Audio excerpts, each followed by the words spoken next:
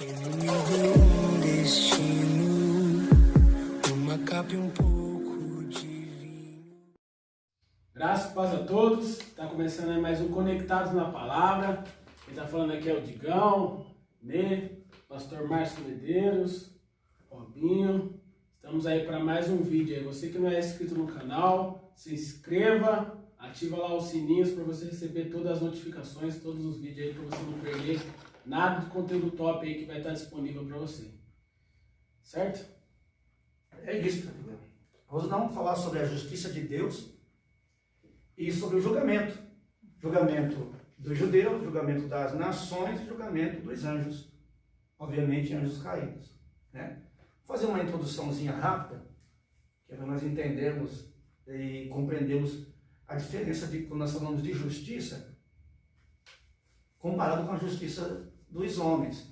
Você veja, os homens têm as leis, né, vigentes no país para poder, a Constituição, o Código Civil, para se orientar e julgar as pessoas.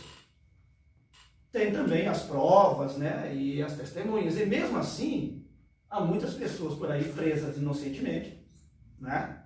Outras presas com um castigo ou uma pena muito severa, outros com uma pena muito branda, porque a justiça dos homens não consegue, nunca conseguirá se equiparar com a justiça de Deus. O profeta Isaías diz o seguinte, no Isaías capítulo 64, versículo 6, que a nossa justiça para Deus é como trapo de imundícia. Trapo de imundícia ali se refere a trapo infectado ou contaminado por lepra. Então é uma das coisas mais sujas que tem. Então, diante de Deus, a nossa justiça é como um trapo de imundícia. Uma coisa que eu sempre ouvi falar, eu não sei se vocês já ouviram, aquela célebre pergunta, pastor, já que Deus é justo, então vamos partir de um pressuposto. E aquele que nunca ouviu a palavra de Deus? Sim. Já ouviram essa pergunta? Sim. Porque, por exemplo, hoje nós temos a mídia, nós temos as redes sociais, né? Você tem aí Instagram, você tem Facebook, WhatsApp. Talvez, eu não sei, não posso afirmar, e acho que ninguém pode. Ninguém pode dizer ou afirmar que todo mundo já ouviu a palavra ou já teve contato com a palavra. Mas é muito mais fácil hoje, né? Pelo advento da internet, a palavra ser pregada em porque hoje você acessa aqui, a pessoa acessar na Índia, o mesmo conteúdo, ele vai ouvir a palavra de Deus, né? Com certeza vai ter a tradução para a língua dele, então ele vai acabar ouvindo a palavra, vai acabar ouvindo falar sobre Deus. Mas vamos voltar, retroceder no tempo. Um tempo atrás já não tinha esse Já não tinha isso. Vamos voltar um tempo atrás e dizer assim, mas daí tinha Bíblia, tinha jornais, tinha televisão. Volta mais um tempo, mais de 50 anos atrás, talvez 100 anos atrás, onde não existia televisão. Existia o rádio, não é isso? Existia o jornal impresso. Então, volte mais atrás. Aí, séculos atrás. Vocês poderiam perguntar, e no século XVI? Né? Ouviram a palavra? Eu acho que sim, porque houve a Reforma Protestante. Eu não sei se a Reforma Protestante chegou em todos os países ou em todas as nações, não é? Eu sei que algumas chegou. Houve uma Reforma Protestante que chegou em alguns lugares, mas vamos admitir que não chegou. Nem hoje todos têm ouvido. Como que a pessoa pode ser desculpar diante de Deus, ser inexcusável diante de Deus por não ter ouvido a palavra? Porque se Deus é justo, ele tem que julgar com justiça. E tem que ter uma base de julgamento, né? Mas a base não é ouvir a palavra? E aquele que não ouviu a palavra? Como ele estará diante de Deus? Desculpado? Pergunta interessante, né? E aí, o que vocês acham? Não estará, né? Se nós formos ler, e nós vamos ler Romanos, capítulo 1, vocês acompanham aí, versículo 18. Veja só, a carta que Paulo escreve aos Romanos. Olha que interessante. Portanto, a ira de Deus é revelada do céu contra toda impiedade, não contra alguma, mas contra toda impiedade e injustiça dos homens. Alguns textos dizem que suprimem a verdade, outros textos dizem que impedem a verdade de ser conhecida. O que dá na mesma. Impedir, suprimir e deter a verdade, negar a verdade é a mesma coisa. Pois o que de Deus se pode conhecer, o que nós podemos conhecer de Deus é manifesto, ele se manifestou. Ele deixou sua palavra, mas além da sua palavra, Deus se manifestou a todo ser humano. Todo ser humano que olhar em volta, olhar para si mesmo, ele vai ver o quê? Pois desde a criação do mundo, os atributos invisíveis de Deus, que são diversos, nós podemos citar os 3 mais conhecidos, que inclusive está no Salmo 139, que é a onipotência, a onipresença e a onisciência de Deus, mas tem muitos outros atributos invisíveis de Deus. Mas esses 3, o seu eterno poder, o poder de Deus, ele é, inclusive eu falei sobre a onipotência, ele é todo poderoso. E a sua natureza divina têm sido vistos, está no plural, têm sido vistos claramente, não é de maneira obscura, não é de maneira parcial, é claramente, sendo compreendidos por meio das coisas criadas. Ou seja, o ser humano compreende Deus pelas coisas criadas. Entendeu? Natureza, Céus, a terra, a vida, o fôlego de vida. O cara imagina de onde vem isso. Então, tem um ser acima de todos. Né? E certamente, até o ateu, que tem por opção não crer em Deus, porque é uma opção.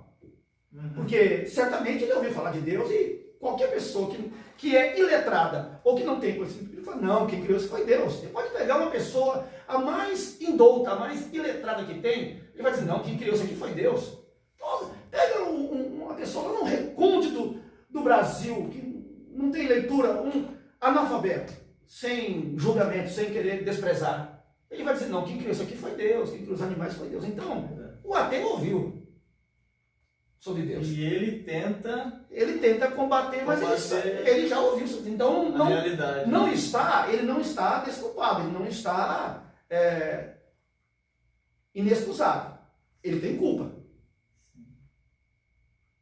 Ele não é indesculpável diante de Deus. Porque ele foi pregado a ele que Deus existe. Ele vê a natureza, a criação, mas não quer aceitar. Isso são os ateus. Agora, e os outros que creem em Deus? Esses então, aí é que não tem desculpa mesmo. Concorda? Fica mais estreito. Fica mais estreito. Porque ver se nós lermos, além desse texto aqui, nós vamos ler um outro texto. E aí eu só quero prosseguir. Sendo compreendidos por meio das coisas criadas, ou seja, tudo que foi criado. De forma que tais homens são indesculpáveis ou inexcusáveis diante de Deus. Ou seja, não tem como dizer, olha, eu não conheci, eu não ouvi falar, não me pregaram, eu sou ignorante. Não é ignorante esse assunto. Então, todos ouviram. E todos viram a existência de Deus. Então, todos mesmo que iriam, de uma forma limitada, têm o conhecimento. Tem o conhecimento de Deus. E aí não pode se dizer, eu sou ignorante, Deus vai considerar inexcusável. Não, não tem. Ele é considerado culpado. Porque conheceu a Deus. É claro que com a forma e com o conhecimento que você vai adquirindo, quanto mais conhecimento, mais cobrado será. Por isso que a Bíblia fala de castigos, né? Poucos açoites para quem conhece menos, mais açoites para quem conhece mais. Se nós formos ler o texto, se eu não estou enganado, eu acho que é Lucas, não é? Acho que é Lucas 12, 47, 48, eu acho. Eu acho que é esse texto. Vamos dar uma olhada nesse texto aqui. É isso aí. Aquele servo que conhece a vontade do seu Senhor e não prepara o que ele deseja, nem o realiza, receberá muitos açoites. Então você vê que há uma escala. Tem uma escala, né? Mas aquele que não a conhece, olha só, e pratica coisas merecedoras de castigo, receberá poucos. Mas aqui, em alguma parte, diz que não haverá castigo? Não. De forma alguma. Haverá castigo. E esse castigo que nós estamos falando aqui não é para o arrebatamento. é para o julgamento das nações. Muitos açoites, poucos açoites. Entende?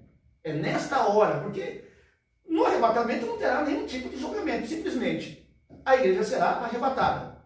E quem ficou? Quem ficou não é a igreja. Pastor, mas ele estava na igreja, ele ia nos cultos, ele congregava, chegou até pregar, chegou até profetizar, ficou. Não é a igreja. Só é a igreja quem subiu. Deu para entender isso? Então eu acho que isso explica a justiça de Deus. Não explica? Deixa eu só terminar aqui, né? Mas aquele que não conhece e pratica coisas merecedoras de castigo receberá poucos açoites. A quem muito foi dado, muito será exigido. E a quem muito foi confiado, muito mais será pedido. Isso são balanças, são pesos de condenação, de açoites. É um escalonamento de punição, de condenação. Quem mais é dado, mais é cobrado. Amém? Então, eu acho que essa é a introdução para o nosso tema de hoje, que fala dos julgamentos. Esses julgamentos, que é chamado julgamento dos judeus, julgamento das nações e julgamento dos anjos. Amém? São 3 julgamentos. 3 julgamentos. 3 julgamentos. E nessa cronologia que o senhor... Então, a cronologia, ela me parece ser essa, mas o tempo será o mesmo.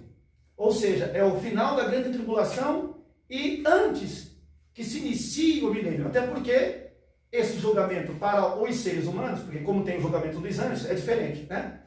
Mas o julgamento dos judeus, que são seres humanos, e das nações, que são seres humanos, é para admissão ao milênio ou condenação, né, dos ímpios sendo lançados no Hades.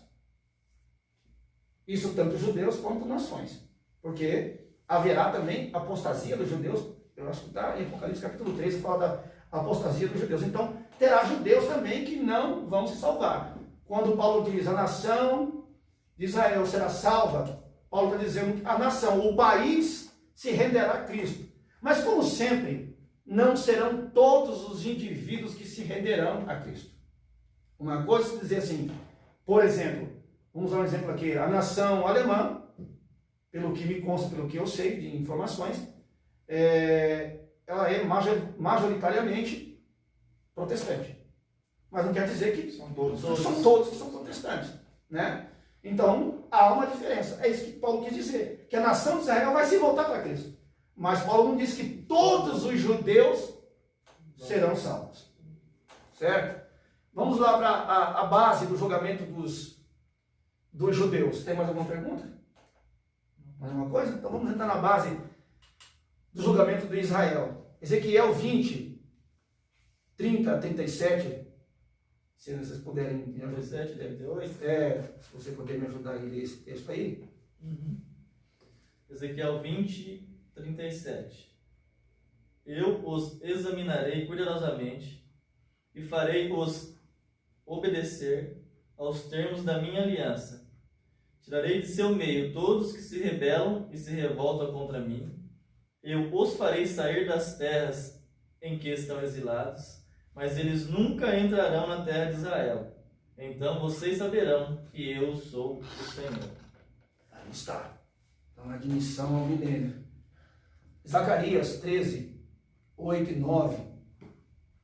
Consegue ler aí, Zacarias 13? E aí, temos. Na terra toda, 2/3 serão ceifados e morrerão. Todavia, a terça parte permanecerá, diz o Senhor. Colocarei essa terça parte no fogo, e a refinarei como a prata, e a purificarei como ouro. Ela invocará o meu nome, e eu lhe responderei: é o meu povo, direi. E ela dirá: o Senhor é o meu Deus. Aí está a proporção, dá para se perceber, que vai ser gigantescos que vão aceitar a marca da besta. Está falando de 2/3 em relação a 1/3 que vai aceitar a palavra do Senhor, né, durante a grande tribulação. Essa palavra será pregada por quem? Pelos remanescentes, 144 judeus que receberam a marca. É isso. Essa palavra será pregada pelos remanescentes dos judeus, remanescentes de Israel. Deus sempre preserva um remanescente. né? Esse remanescente, como são 144 mil, se você multiplicar 12 tribos vezes 12 mil, dará os 144 mil. Ou seja, é 12 mil de cada tribo. Então, se nós lembrarmos de Israel, tem 12 tribos, são 12 mil de cada tribo. Pastor, onde que essas tribos estão? Irmãos, quem é judeu sabe muito bem a que tribo pertence.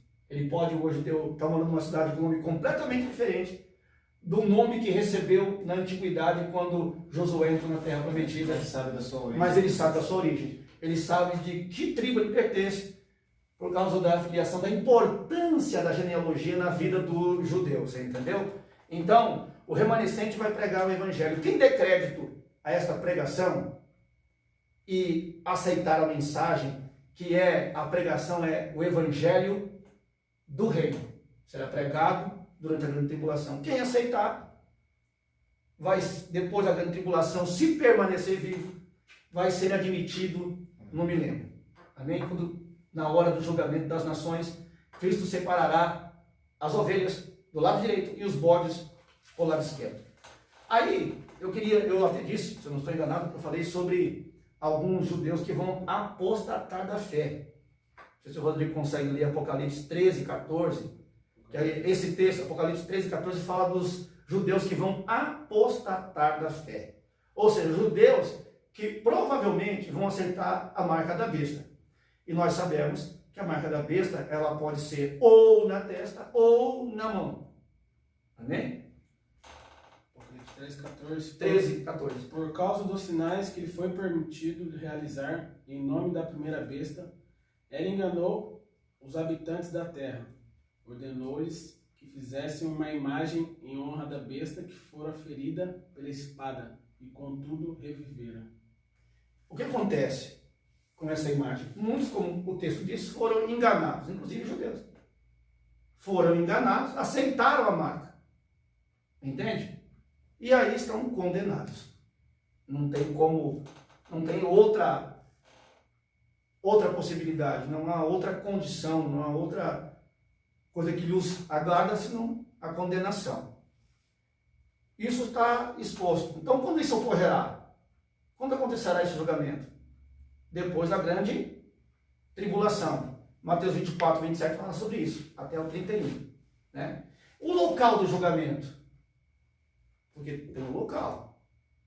O local é a coisa mais impressionante que eu já vi na minha vida.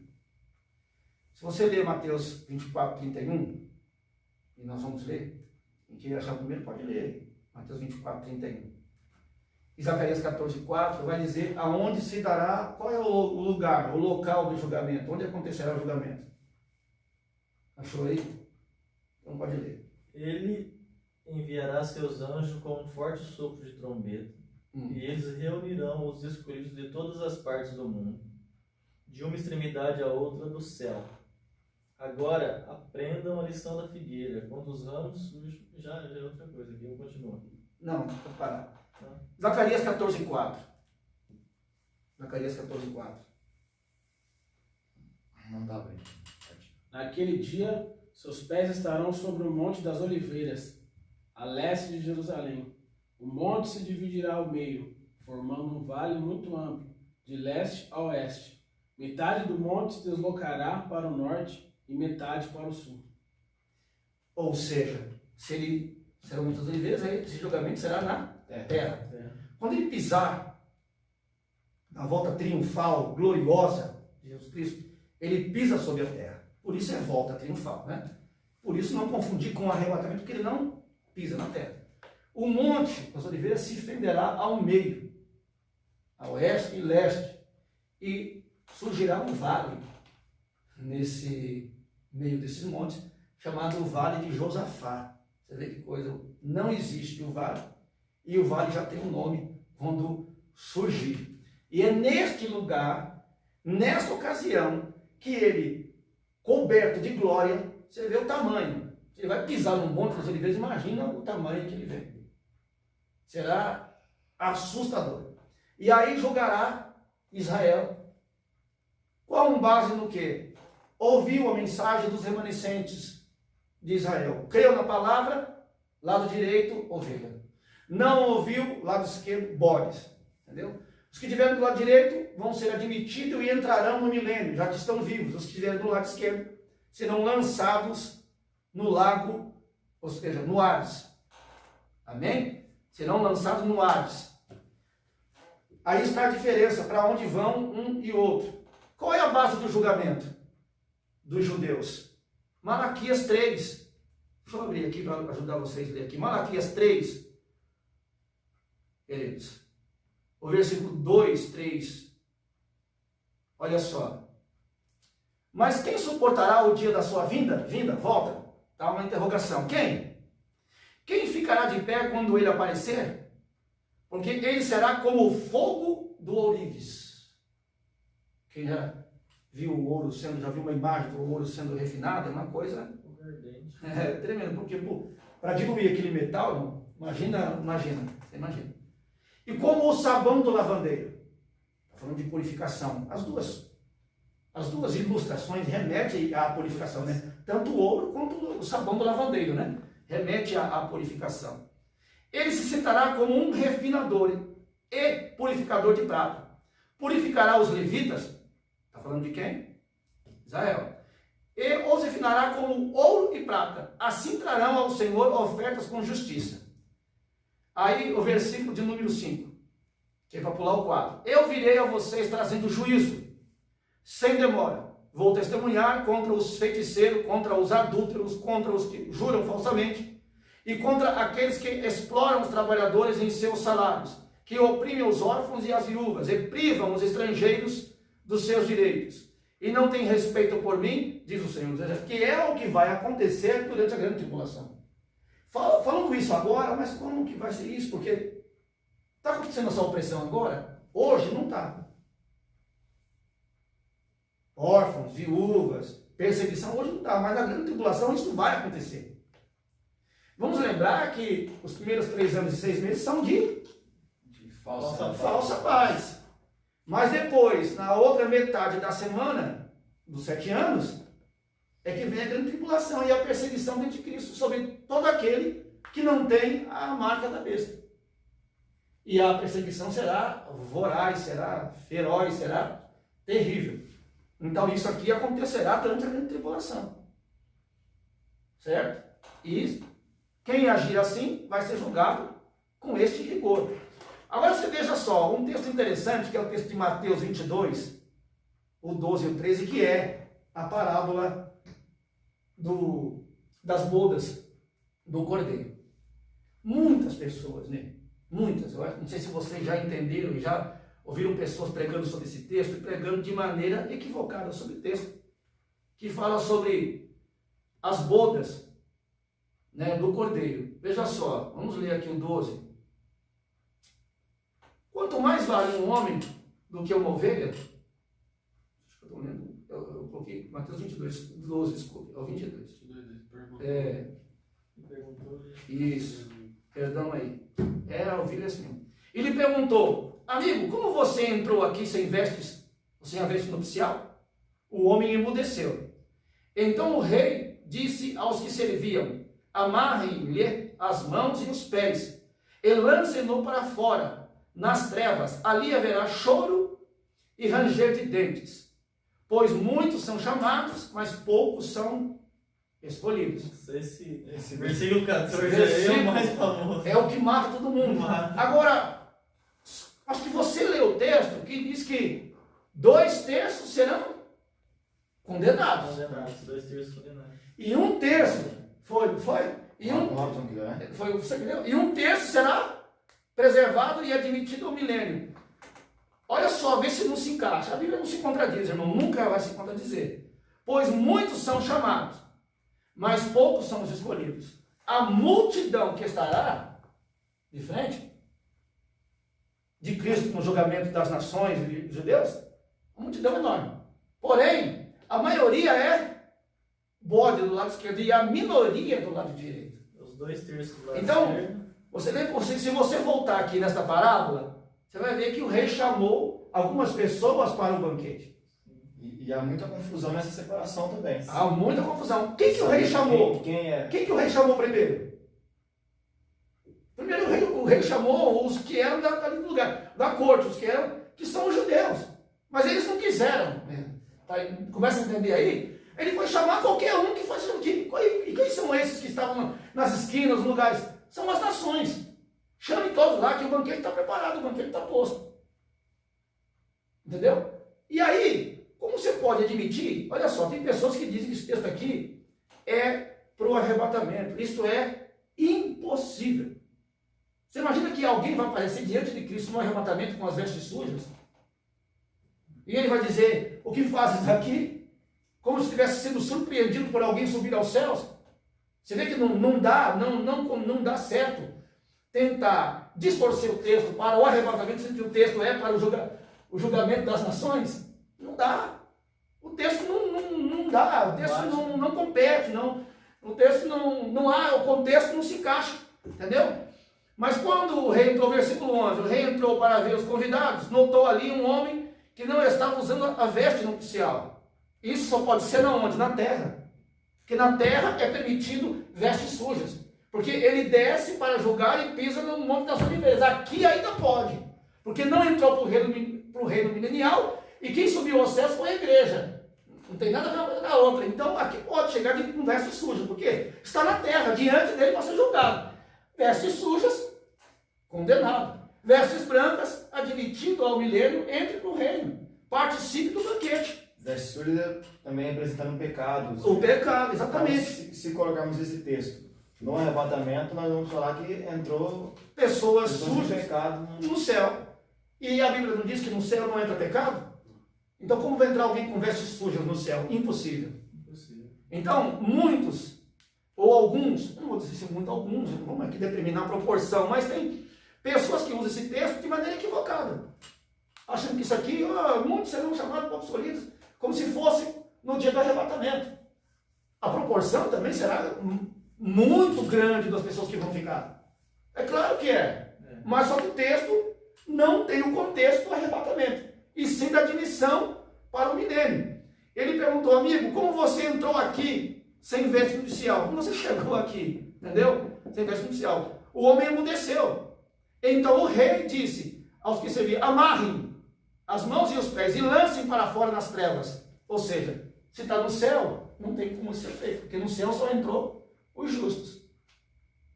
Então já começa daí. Ok? Deu para entender essa parte? Então, por isso que essa parábola, ela exemplifica o julgamento dos judeus, os que vão entrar, os que não vão entrar, os que são convidados para as bodas. As bodas do Cordeiro, a festa das bodas do Cordeiro, é diferente da festa no céu. Entende? Aqui é a festa das bodas, lá é as bodas do Cordeiro. As bodas do Cordeiro é o casamento, aqui é a festa das bodas do Cordeiro, que é Mateus 22. Se você for lá no comecinho do texto, algumas Bíblias dizem assim, a festa das bodas. Então, uma situação, né, digamos, Robinho, é as bodas do Cordeiro no céu. O que são as bodas? É o casamento, é a união do noivo com a noiva, do esposo com a esposa. A festa das bodas, que é a comemoração do casamento, durará 1000 anos. Entende? E é aí que vão ser admitidas algumas pessoas para entrar para a festa e outras não vão entrar. Essa é a admissão do milênio. Essa é a admissão do milênio para os Dá a judeus. permissão de participar ou não Das festas. Quem é o rei? Óbvio. Rei dos reis, o Senhor Jesus Cristo. Se não tomar cuidado, faz confusão aí. Faz. Bodas com festa da boda. Exatamente. Então, ficou muito claro isso. Na epígrafe de Mateus 22 está, algumas versões, as mais atualizadas, está a festa das bodas. E, quando aparece em outro texto, falando das bodas do Cordeiro, está bodas do Cordeiro. Então, bodas do Cordeiro é uma coisa, é o casamento. Festa das bodas é a admissão ao milênio. Ok? Acho que deu para entender, não deu? Sim, ficou bem claro. Então, eu acho que é isso. E nessa hora que serão separados também os judeus que vão entrar e os judeus que vão ser condenados.